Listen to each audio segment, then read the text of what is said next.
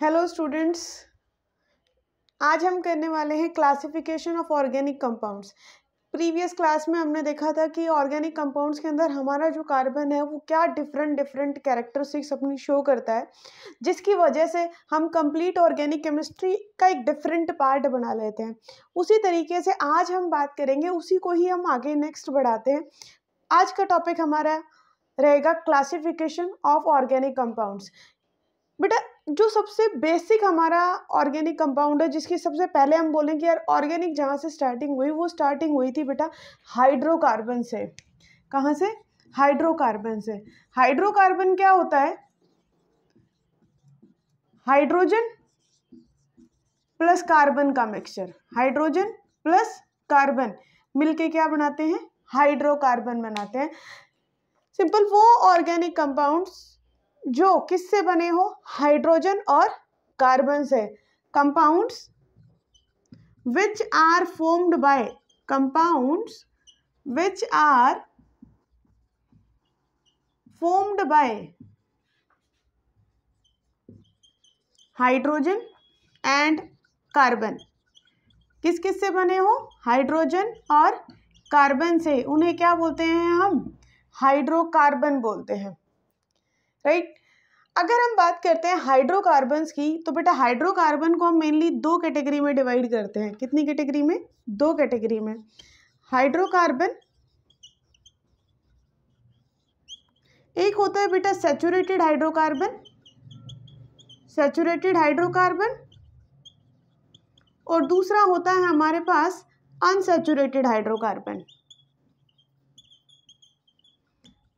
Unsaturated hydrocarbon. बेटा अगर हम बात करते हैं सैचुरेटेड हाइड्रोकार्बन की, तो सैचुरेटेड हाइड्रोकार्बन वो हाइड्रोकार्बन्स हैं जिनके अंदर सिर्फ और सिर्फ क्या प्रेजेंट हो? सिंगल बॉन्ड प्रेजेंट हो। सैचुरेटेड हाइड्रोकार्बन में only single bond is present. कौन सा बॉन्ड? Single bond. इसमें हम लेते हैं अपने एल्केन्स को,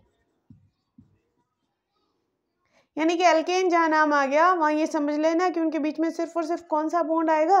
सिंगल बॉन्ड आएगा। और बेटा एल्केन का हमारे पास जनरल फॉर्मूला होता है CnH2n+2। यहाँ पे हमें n डिनोट करेगा नंबर ऑफ कार्बन एटम्स को।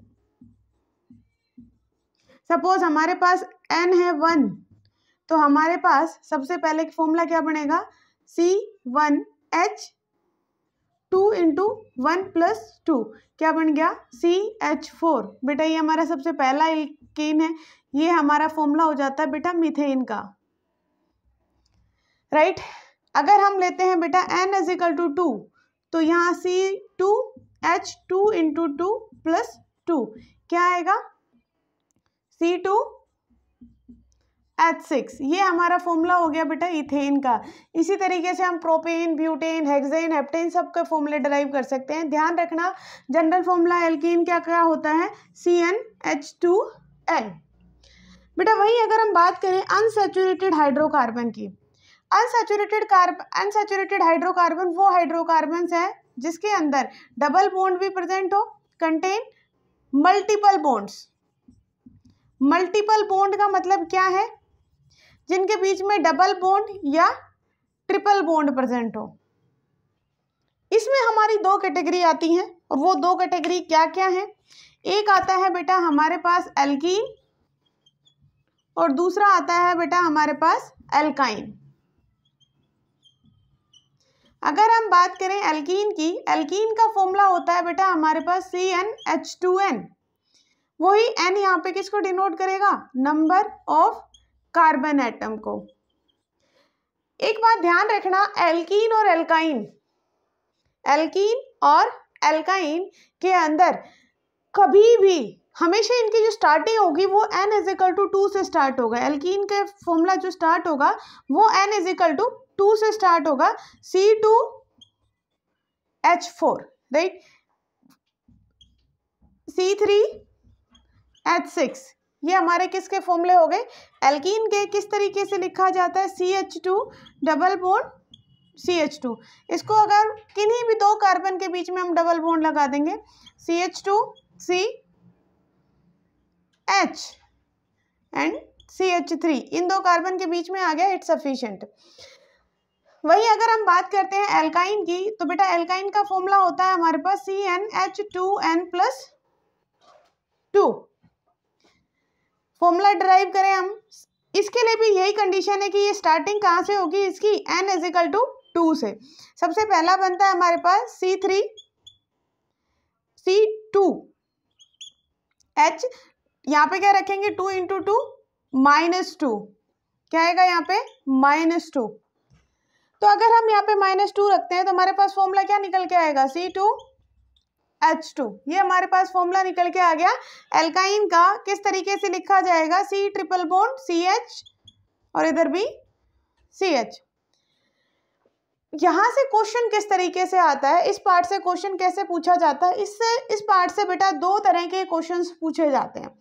पहला क्वेश्चन ये बनता है कि तुम्हारे पास बहुत सारे फॉर्मूले दे दिए जाएंगे और वहाँ तुम्हें ये बताया जाएगा, तुमसे ये पूछा जाएगा इनमें से कौन सा एल्कीन है, कौन सा एल्कीन है और कौन सा एल्काइन है। और दूसरा क्वेश्चन यहाँ से बनता है कि इसमें हम कैलकुलेट करें कि number of sigma bond and pi bond इस कंपाउंड में कितने हैं, उसके बारे में भी हम डिस्कस करते हैं। पहले एक बार इसका स्क्रीनशॉट ले लो। चलो नेक्स्ट बात करते हैं हम इस पे बेस्ड क्वेश्चन की। इसके क्वेश्चन सोल्व करने की टेक्निक कैसे है कि हम किस तरीके से एल्केन एल्कीन एल्काइन को फाइंड आउट करेंगे। सपोज तुम्हारे पास लगभग क्वेश्चन लिखते हैं, तुम्हारे पास क्वेश्चन है, तुम्हारे पास क्वेश्चन दे दिया C3H8 C5H12 C6H10। तुम्हें ये फाइंड आउट करना है कि ये एल्केन है, एल्कीन है या एल्काइन है। बेटा इसको फाइंड आउट करने का तरीका हम एल्कीन से निकाल सकते हैं। मैम कैसे एल्कीन से? बेटा हमारे पास एल्कीन का जो फॉर्मूला होता है वो क्या होता है, CnH2n। जैसे मैंने बोला C3H6 C5H10 C6H12, राइट।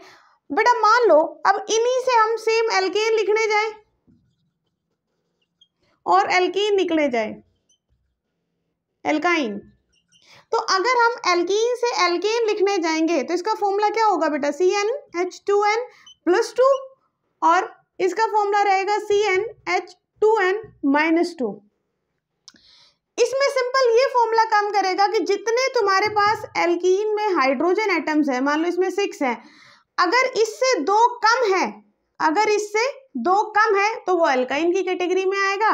पहले सिंपल सा तुम्हें जितने भी कार्बन दिए उसके लिए एल्कीन का फॉर्मूला लिख लो। एल्कीन का फॉर्मूला लिखने के बाद जितनी हाइड्रोजन एटम्स उसमें है, अगर उससे 2 हाइड्रोजन ज्यादा है यानी कि C3H8 है तो वो किसकी कैटेगरी में आ जाएगा, एल्केन की कैटेगरी में।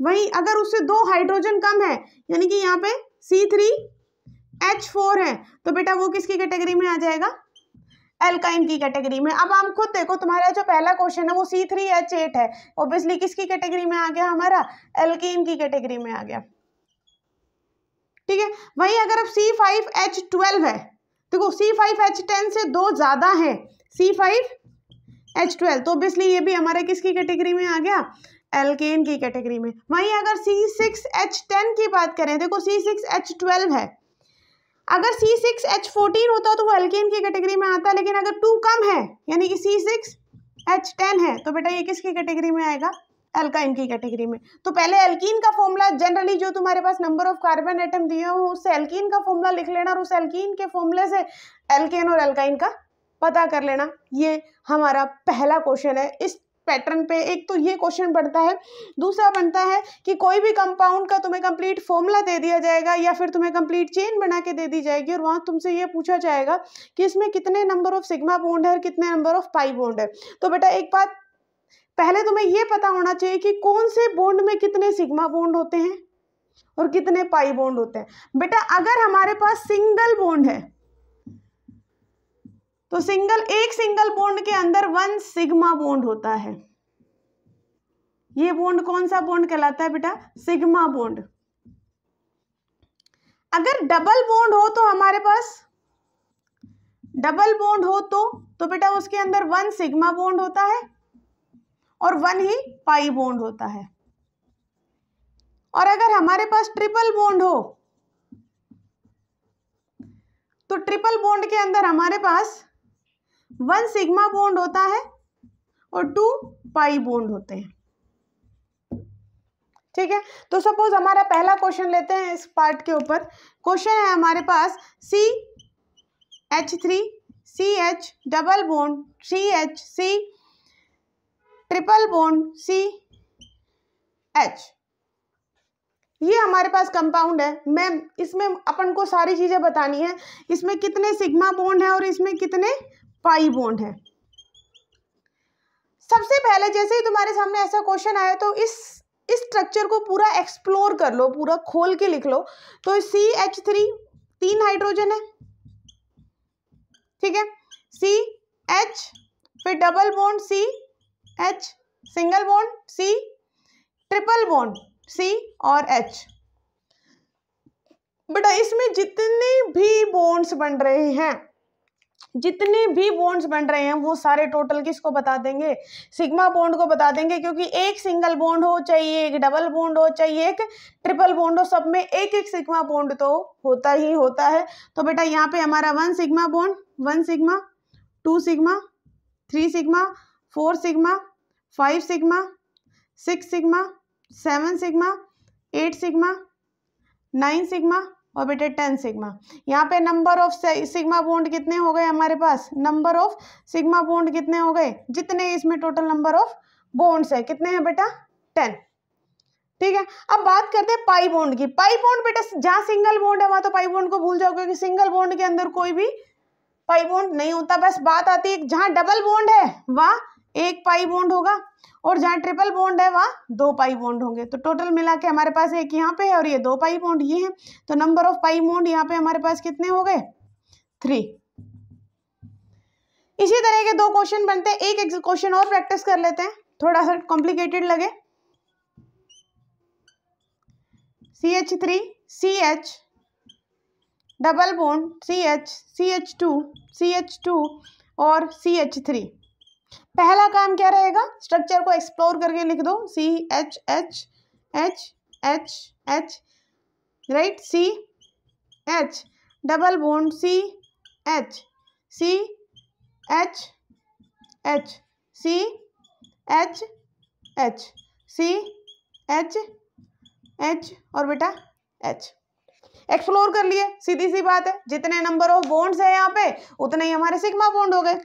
1 2 3 4 5 6 7 8 9 10 11 12 13 14 15 16 17। यहाँ पे कितने बॉन्ड है हमारे पास? 17। फिर भी नंबरिंग कर लेते हैं। 1 2 3 4 5 6 7 8 9 10 11 12 13 14 15 16 और 17। कितने बॉन्ड है यहाँ पे? ऑब्वियसली जितने बॉन्ड है उतने सिग्मा बॉन्ड होंगे। कितने सिग्मा बॉन्ड है? 17। और बेटा यहाँ अगर पाई बॉन्ड की बात करें तो यहाँ कोई ट्रिपल बॉन्ड तो तुम्हें दिखाई नहीं दे रहा है, सिर्फ एक सिंगल बॉन्ड है। यहाँ पे ऑब्वियसली कितने पाई बॉन्ड होंगे? यहाँ 1 सिग्मा बॉन्ड होगा और 1 पाई बॉन्ड होगा। तो बेटा यहाँ पे कितने पाई बॉन्ड हो जाएंगे? 1। That's all. ये था हमारा क्लासिफिकेशन ऑफ ऑर्गेनिक कंपाउंड्स। इससे बेटा इसी 2 पैटर्न पे क्वेश्चन पूछे जाते हैं, इसके अलावा इस पार्ट से और कोई क्वेश्चन नहीं बन सकता। अब नेक्स्ट में हम प्रोसीड करेंगे IUPAC naming of organic compounds, वो हम कल नेक्स्ट क्लास में करते हैं। आज के लिए बस इतना ही, मिलते हैं नेक्स्ट क्लास में। Thank you, have a nice day.